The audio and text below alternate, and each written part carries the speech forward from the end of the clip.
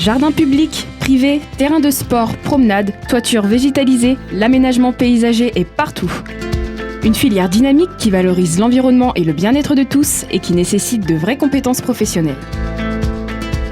Donc mon métier c'est paysagiste et ça consiste à travailler avec les plantes, modeler le paysage et entretenir ce qui est déjà créé. J'arrive sur les chantiers avec des plans qui nous ont été fournis par nos conducteurs de travaux et on crée l'espace en fonction de ces plans-là. C'est plutôt un métier de création. Mon plaisir dans ce travail c'est de travailler avec les plantes, de travailler avec la nature et pour l'environnement. Si Pauline utilise des outils traditionnels, la mise en œuvre de projets plus vastes est de plus en plus mécanisée. C'est un travail de passionné qui implique souvent la participation de plusieurs corps de métier.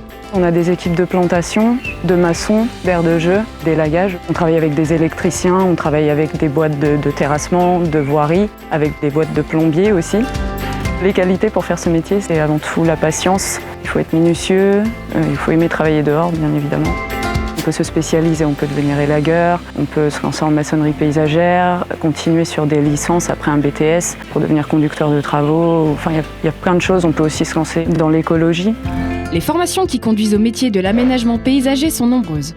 De l'initiation pour la préparation d'un apprentissage, CAP, brevet professionnel, bac professionnel et jusqu'au BTS, ces formations démarrent dès 15 ans et peuvent se faire en alternance.